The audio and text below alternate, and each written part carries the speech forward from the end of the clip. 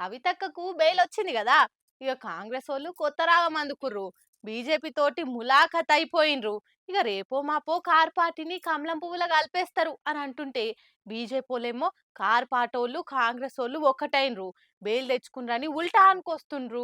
కవితక్కకు bail వచ్చుడు మీద మాటల తూటాలు వేల్చుకుంటారు మూడు పార్టీల లీడర్లు. కేంద్ర మంత్రి బండి సంజయ్ అన్న అయితే కాంగ్రెస్ తోటి కలిసిపోయి బెయిల్ తెచ్చుకుండ్రు. అవే శిషి పాడు అన్నట్టు ఎక్కిరించుకుంటా ట్వీట్ పెట్టిండు. దానికి కేటీఆర్ సార్ కూడా గట్టిగానే అందుకుండు. ఓ మంత్రి హోదాలుండి గిసొంటి చౌకబారు మాటలు ఎట్లా మాట్లాడుతున్నావు? కొద్దిగా సోయి ఉన్నదా? అంటే సుప్రీంకోర్టు తీర్పు మీద కూడా నీ గౌరవం లేదా? కోర్టు ధిక్కరం కింద ఈయన మీద కేసు అయ్యిండ్రి అని అనుకొచ్చిండు. అటు PCC working president Mahesh Goud నుండి బీజేపీలతోటి కలిసిపోయిండ్రు. ఇక పార్టీ విలీనమే బాగున్నది, అందుకే కవితకు బెయిల్ వచ్చిందని అనుకొచ్చిండు.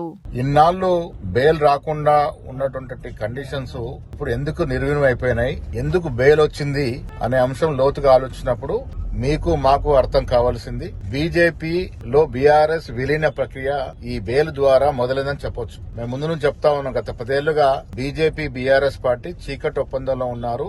అన్ని కూడా కూడబలుపుకొని వారు కార్యక్రమాలు చేసినారు. ఇవాళ కవితకి లభించిన బెయిల్ ద్వారా అర్థమయ్యేది ఏంటంటే బీజేపీలో బీఆర్ఎస్ పార్టీ విలీనమైనటువంటి ప్రక్రియ మొదలైంది. ఇది బాహటంగా వాళ్ళు ఇప్పుడు ఒకటై ముందుకు వెళ్ళాలని నిర్ణయించుకున్న దరిమిలానే ఈ బెయిల్ వచ్చింది. దానికి కూడా బీఆర్ఎస్ వాళ్ళు అగ్గై మండుతుర్రు. ఇంతకంటే అజ్ఞానం ఇంకేం ఉండదని తిట్టి వస్తుండ్రు. ఎన్నో స్కామ్లకు కేర్ ఆఫ్ అసొంటి కాంగ్రెస్ వాళ్ళు ఈ మాటలు అంటుంటే చిత్రంగా ఉందని దెప్పి ఒడుస్తుండ్రు. మామూలు చూస్తే అంత భయం అవుతుందా అని కౌంటర్లు ఇస్తుండ్రు. ఇట్లా కవితక్క బెయిల్ మీద 3 పార్టీలోళ్ళు మునం పెట్టి తిట్టుకోవట్టిర్రు.